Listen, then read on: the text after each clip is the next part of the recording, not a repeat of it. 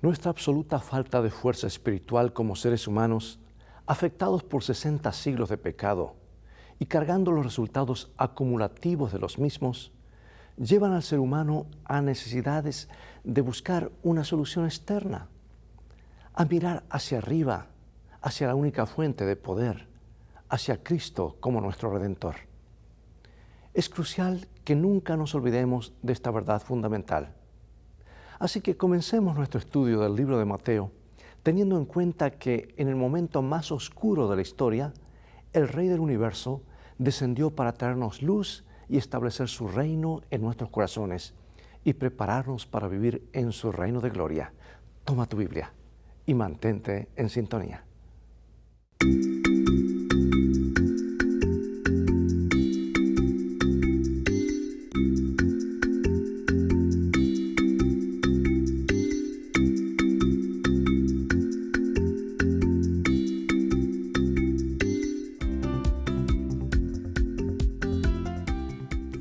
Escucha esta historia. Durante su nacimiento en Winchester, Massachusetts, Rick Hoyt fue estrangulado por el cordón umbilical, dejándolo con el cerebro dañado, incapaz de controlar sus extremidades. Meses más tarde, los médicos dijeron a la familia Hoyt que Rick viviría en un estado vegetativo el resto de su vida y debía ser puesto en una institución. Pero los Hoyts no se dieron por vencidos. Por ello, escribió Rick Riley en un perfil para la revista Sports Illustrated de junio del 2005. Se dieron cuenta de la forma en que los ojos de Rick los seguía por la habitación. Y cuando Rick tenía 11 años, lo llevaron al departamento de ingeniería de la Universidad de Tufts y preguntaron si había algo para ayudar al niño a comunicarse. Imposible, le dijeron. No hay nada pasando por su cerebro.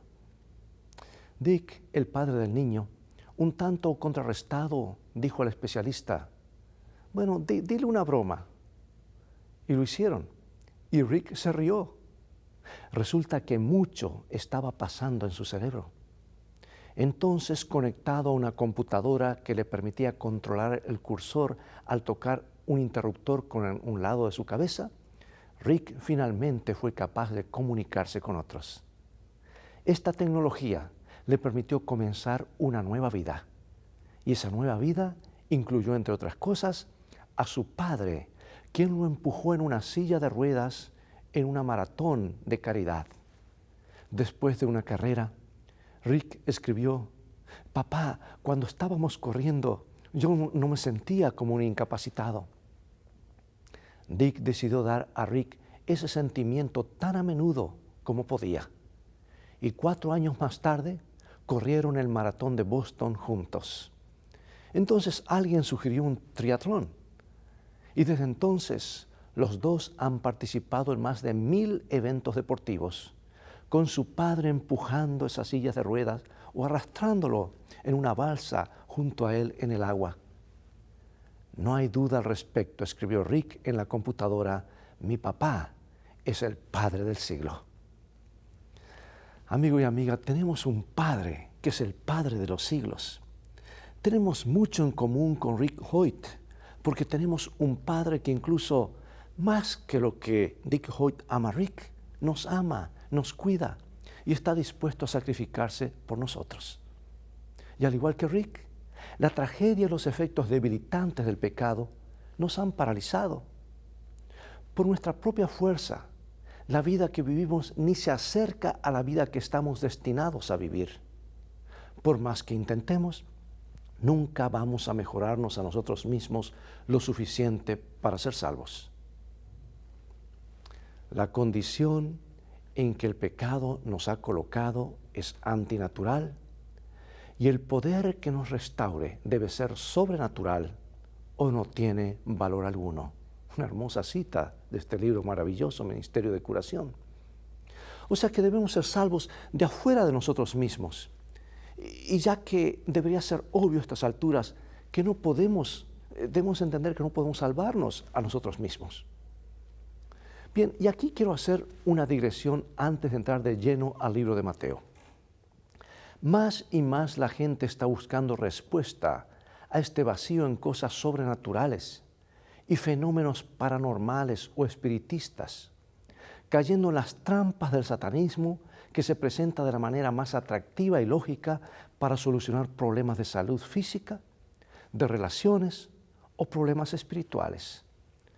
Todas esas teorías, enseñadas a los más altos niveles de educación, populares entre las clases sociales más altas y adaptadas a las culturas más primitivas, tienen un denominador común: anular la gracia divina y la única vía de escape para el ser humano, lo que Jesús hizo en la cruz. Por ejemplo, si Dios es una esencia que compenetra toda la naturaleza, entonces mora en todos los hombres, y para llegar a la santidad el hombre no tiene más que desarrollar el poder que está dentro de él mismo.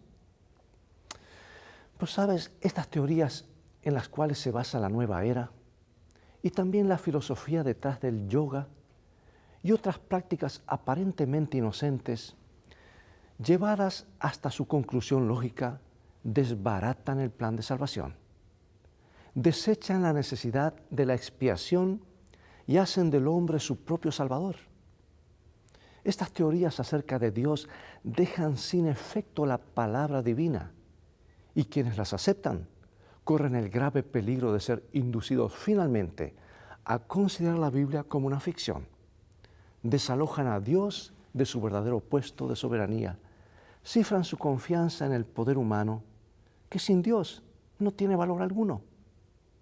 Por eso, dejada a sí misma, la voluntad humana no tiene verdadero poder para resistir y vencer el mal. Las defensas del alma quedan destruidas. El hombre carece de valla protectora contra el pecado. Desechadas las restricciones de la palabra de Dios y de su Espíritu, ya no sabemos en qué abismos podemos hundirnos. Fue por esta razón que la gente ha mirado hacia el cielo de la noche en busca de ayuda fuera de sí mismo, un libertador. Nuestros antepasados espirituales, los hijos de Israel, tenían un nombre para ese libertador esperado: el Hijo de David, a quien conocemos como Jesús de Nazaret. Y una versión inspirada de la historia de Jesús se da en el Evangelio de San Mateo, que es nuestro tema de esta serie, por supuesto. Aunque su audiencia era principalmente judíos, su mensaje de esperanza y redención nos habla también de un pueblo que, como Rick Hoyt, necesita a alguien para hacer por nosotros lo que nosotros no podemos hacer por nosotros mismos. Y Mateo narra la historia de él, Jesús, haciendo precisamente eso. Y nuestro versículo central se encuentra en San Mateo, capítulo 1, versículo 21. Y dará a luz un hijo, y llamará su nombre Jesús, porque él salvará a su pueblo de sus pecados. Inspirado por el Espíritu Santo, Mateo comenzó su libro con una genealogía, pero no con cualquier genealogía, sino con la de Jesucristo. Y comenzó no solo con una genealogía, sino con una que revela algunos antepasados que la mayoría de la gente no quisiera reclamar como su propia familia. Siendo él mismo un marginado, Mateo posiblemente se identificaba con esta ascendencia. Después de todo, él era un recaudador de impuestos que se había vendido al enemigo y quien pagaba a Roma para sentarse a cobrar a su propio pueblo judío. Seguramente no era muy querido por su nación. Y aunque los seres humanos se fijan en la apariencia externa, Dios mira el corazón y eso hace la diferencia. Y no hay duda que, mirando el corazón de Mateo, el Señor lo eligió a él, a un despreciable recaudador de impuestos, para estar entre sus discípulos. Y cuando lo llamó, Mateo aceptó renunciar a su vida antigua para obtener una nueva vida en Jesús. Por lo tanto, Mateo siguió a su Señor, mantuvo registros y un día devolvió algo a su pueblo y al mundo. No fue un recibo de impuestos, pero en cambio un precioso relato de la vida de Jesús. Mateo cuenta los comienzos. Y en el capítulo 1, versículo 1 dice: Libro de la genealogía de Jesucristo, hijo de David, hijo de Abraham. Así como el mismo Antiguo Testamento comienza con un libro sobre la creación del mundo, Mateo y el Nuevo Testamento en sí comienzan con un libro sobre el Creador y la obra de redención que solo Él podía lograr. Mateo se enfoca más en la humanidad de Cristo y luego traza su linaje, el linaje de Jesús desde Abraham y todos sus antepasados humanos hasta su nacimiento. Pero, ¿qué es lo realmente importante? El apóstol Pablo, que procedía de una genealogía importante, lo pone así en el libro de Gálatas, capítulo 3, versículo 29. Y si vosotros sois de Cristo, ciertamente linaje de Abraham sois, y herederos según la promesa. Por supuesto que la familia y los antepasados son importantes, pero al mismo tiempo, en lo que se refiere al Evangelio, nuestros padres o abuelos o cualquiera de nuestros antepasados es totalmente irrelevante. Siglos antes se había profetizado que vendría el libertador, sería del linaje real. En Isaías capítulo 9, versículos 6 y 7, eso nos fue dicho hace muchos siglos. Porque un niño nos es nacido, hijo nos es dado, y el principado sobre su hombro, y se llamará su nombre admirable, consejero, Dios fuerte, Padre eterno, príncipe de paz. Lo dilatado de su imperio y la paz no tendrán límite sobre el trono de David y sobre su reino, disponiéndolo y confirmándolo en juicio y en justicia desde ahora y para siempre. Eso es exactamente lo que el apóstol Pablo señaló a sus oyentes aquí en Hechos, capítulo 2, versículos 29 y 30. Varones hermanos, se os puede decir libremente del patriarca David que su descendencia en cuanto a la carne, de su descendencia se levantaría el Cristo para que se sentase en su trono. Sean cuales fueran las diversas perspectivas de los judíos con respecto a la venida del Mesías, una cosa estaba clara: el Mesías sería de la casa de David. Incluso muchos religiosos judíos que aún esperan al Mesías hoy creen que Él debe venir de la casa de David. Y así como el Nuevo Testamento comienza con esta presentación de Jesús, hacia el final del Nuevo Testamento, Jesús mismo dice en Apocalipsis 22, 16, Yo Jesús he enviado mi ángel para daros testimonio de estas cosas en las iglesias. Yo soy la raíz y el linaje de David, la estrella resplandeciente de la mañana. ¡Qué testimonio poderoso! Nuestro propio Creador eligió estar vinculado a nosotros en formas que apenas podemos imaginar. ¿Sabes? La Biblia cuenta todo. Cuenta lo bueno, cuenta lo malo. Aparte de David, ¿a quién más encontramos en el principio del árbol genealógico de Jesús? San Mateo 1, 2 y 3 nos dice lo siguiente. Abraham engendró a Isaac, Isaac a Jacob, y Jacob a Judá y a sus hermanos. Judá engendró a Tamar, a Fares y a Sara, Fares a Esrom y Esrom a Aram. Bueno, resulta que las mujeres normalmente eran excluidas en las genealogías. Así que, ¿por qué se menciona a una mujer llamada Tamar aquí? ¿Quién era ella? Tamar era una mujer cananea que había estado casada secuencialmente con los dos hijos de Judá. Estos dos hijos murieron en maldad y Tamar quedó viuda y sin hijos. Así que su suegro, Judá, le prometió a Tamar que le daría a su tercer hijo como esposo cuando él tuviera la edad suficiente. Pero esto nunca sucedió. Entonces, ¿qué hizo Tamar? Ella se disfrazó de prostituta y se juntó con nadie menos que Judá, que no tenía la menor idea que era Tamar. Y meses más tarde, cuando su embarazo se hizo evidente, Judá tomó medidas para que Tamar fuese condenada a muerte por su inmoralidad, hasta que Tamar reveló a Judá que él era el padre de su bebé. Por mucho que esto parezca como una telenovela de mal gusto, sigue siendo parte de la estirpe humana de Jesús.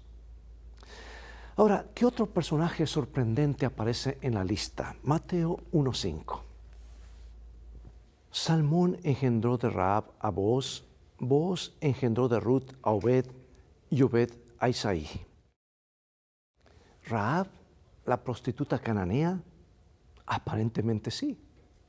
Después de ayudar a proteger a los espías israelitas en Canaán, se unió al pueblo de Dios y al parecer se casó con la ascendencia de Jesús.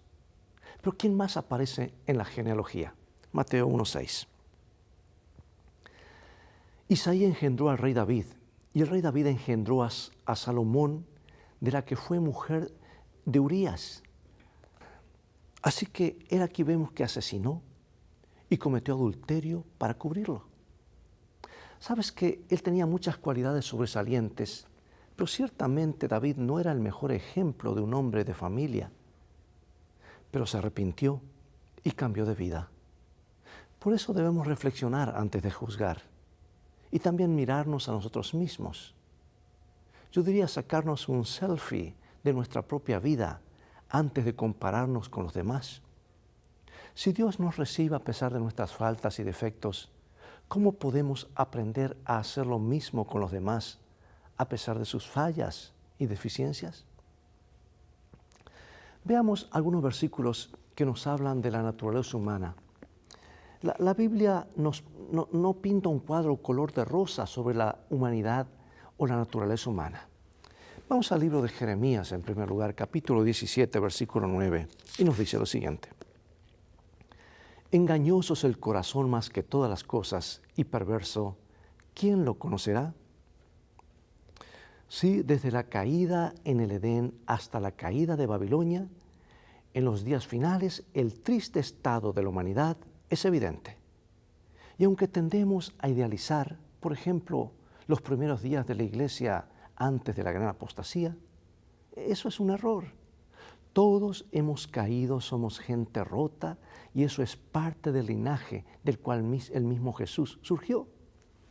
Vamos ahora a Romanos capítulo 3, versículos 9 y 10 y después Romanos 5, 8. ¿Qué pues? ¿Somos nosotros mejores que ellos? En ninguna manera. Mas Dios muestra su amor para con nosotros en que siendo aún pecadores, Cristo murió por nosotros, dice la Escritura. ¿Qué cristiano en algún momento de su caminar no se ha desanimado, no ha cuestionado su fe, no se ha preguntado si él o ella está verdaderamente convertido? Sabes que muy a menudo nuestra naturaleza caída, nuestros pecados y nuestros defectos son los que nos desaniman. Pero podemos y debemos encontrar esperanza en medio de la desesperación al ver que Dios conoce todas estas cosas y que fue precisamente para gente como nosotros que Cristo vino a este mundo. Aquí van dos promesas alentadoras. Primera de San Juan capítulo 1, 9 y capítulo 2, versículo 1. Si confesamos nuestros pecados, Él es fiel y justo para perdonar nuestros pecados y limpiarnos de toda maldad. Y si alguno hubiese pecado, abogado tenemos para con el Padre, a Jesucristo el justo. También Isaías 41:13 nos dice lo siguiente. Porque yo Jehová soy tu Dios, quien te sostiene de tu mano derecha y te dice, no temas, yo te ayudo. Veamos algo acerca ahora del nacimiento de Jesús. Jesús nació en algún momento entre Mateo 1 y Mateo 2. Es posible que no haya sucedido el 25 de diciembre como hoy se celebra. Basado en el calendario de servicios en el templo del sacerdote Zacarías, los estudiosos sugieren que Jesús nació probablemente en el otoño, cuando las ovejas estaban todavía en los campos, tal vez a finales de septiembre u octubre. Es irónico que algunas de las primeras personas en buscar y adorar al Mesías judío fueran gentiles, mientras que la mayor parte del pueblo de Jesús, incluyendo el rey Herodes, quien era mitad judío, pensaron que sabían a qué tipo de Mesías esperar. Sin embargo, estos viajeros del Oriente tenían mentes y corazones abiertos. Los magos o sabios eran respetados filósofos de Persia que dedicaron sus vidas a la búsqueda de la verdad, venga de donde venga. No es de extrañar entonces que se encontraban adorando a aquel quien era la verdad en sí mismo. Aquí podemos ver un ejemplo del cumplimiento de las palabras dichas siglos antes. Y me buscaréis y me hallaréis, porque me buscaréis de todo vuestro corazón. Ahora nota el contraste entre los sabios y el rey Herodes. Estos paganos se postran y adoran a Jesús en contraste con el rey de la nación, quien a su vez trató de matar a Jesús. Esta historia debe servir como un poderoso recordatorio de que la afiliación a una iglesia no es garantía de estar en una relación correcta con Dios. También debe servir como recordatorio de la importancia de tener una correcta comprensión de la verdad. Porque si Herodes y los sacerdotes hubieran tenido una mejor comprensión de las profecías mesiánicas, Herodes habría entendido que Jesús no era el tipo de amenaza que él temía. Él habría entendido que este rey de los judíos no era alguien de quien preocuparse, al menos en términos de guardar su propio poder político. Y ahora una pregunta para reflexionar. ¿Cómo podemos nosotros, un pueblo bendecido con mucha luz, protegernos del engaño que esta luz significa automáticamente que estamos en una buena relación con Dios? Al mismo tiempo, ¿cómo puede esta luz ayudarnos a tener un caminar más profundo con Dios? Y eso me lleva a otras preguntas que van en cadena. ¿Cuáles son algunos de los peligros potenciales de sostener una falsa comprensión de la profecía? ¿Y qué hay de la idea de que supuestamente en los últimos días de la tierra el templo de Jerusalén será reconstruido y los sacrificios de animales serán restituidos?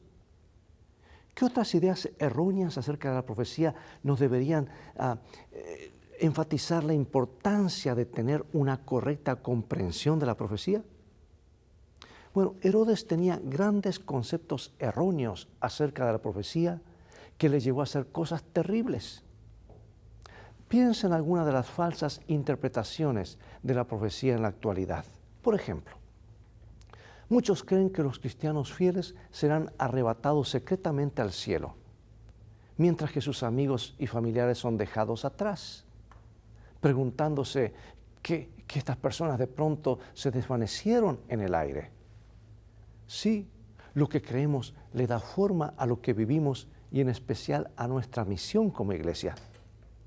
Y aquí un principio básico al estudiar las profecías bíblicas. La Biblia se interpreta a sí misma, es su propio intérprete. No le agregues o le quites.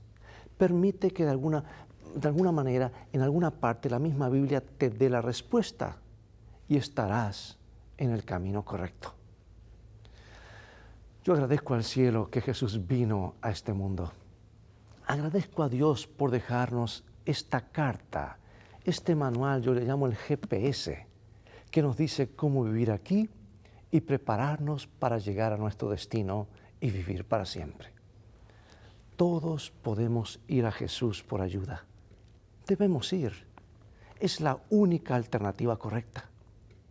Necesitamos de su gracia. Satanás nos dice que somos pecadores y que no podemos esperar recibir la bendición de Dios. Digámosle que Cristo vino al mundo para salvar a los pecadores. No tenemos nada que nos recomiende a Dios, pero la súplica que podemos presentar ahora y siempre es la que se basa en nuestra falta absoluta de fuerza, lo cual hace de su poder redentor una necesidad. Bien, amigo y amiga, si en este momento sientes esa necesidad y quieres hacer de Jesús tu Redentor, tu Salvador, el Rey de tu vida, y si este es tu deseo, acompáñame en oración. Padre Celestial, Gracias por mostrarnos en tu santo libro, en esta carta de amor, los principios que nos ayudan a tener una vida feliz, abundante aquí y la vida eterna. Gracias te damos que la eternidad en la persona de Jesús descendió a esta tierra. No lo merecíamos, pero tú viste más allá porque tu amor late con compasión, late por cada uno de tus hijos, de tu creación. Gracias por enviar a tu Hijo. Gracias a ese Hijo que se dio a sí mismo para que podamos tener un día el gozo de vivir para siempre junto a Él. Gracias de que tú comprendes que somos pecadores y que estamos con tantas fallas y necesidades y has provisto los medios para que podamos nosotros comenzar de nuevo. El perdón, la gracia, allí están disponibles. Por eso ahora queremos confesar públicamente que aceptamos a Jesús como nuestro Salvador personal, porque Él es Dios con nosotros y queremos que sea Dios en nosotros, porque queremos con su Espíritu que Él venga a nuestras vidas. Bendícenos. Sabemos que lo harás, porque lo pedimos en el nombre de Jesús. Amén. Bien, amigos, Jesús descendió a este mundo para darnos el mayor regalo, el regalo que perdimos en el jardín del Edén por escuchar otras voces. Hoy Jesús nos da todo de regreso. Qué lindo es escuchar su voz a través de su palabra. Su palabra es poderosa. Llamó los mundos a la existencia. Creó el universo. Ese mismo poder en su palabra escrita hace que nosotros seamos una nueva creación en Cristo Jesús. Es todo el tiempo que tenemos por hoy. Y ha llegado el momento de despedirnos. Y será hasta el próximo programa de la serie Lecciones de Vida. Invita a otros para que se beneficien de este estudio. Dios te bendiga y recuerda, tú vales mucho para Jesús. Él te ama mucho más de lo que puedes imaginar.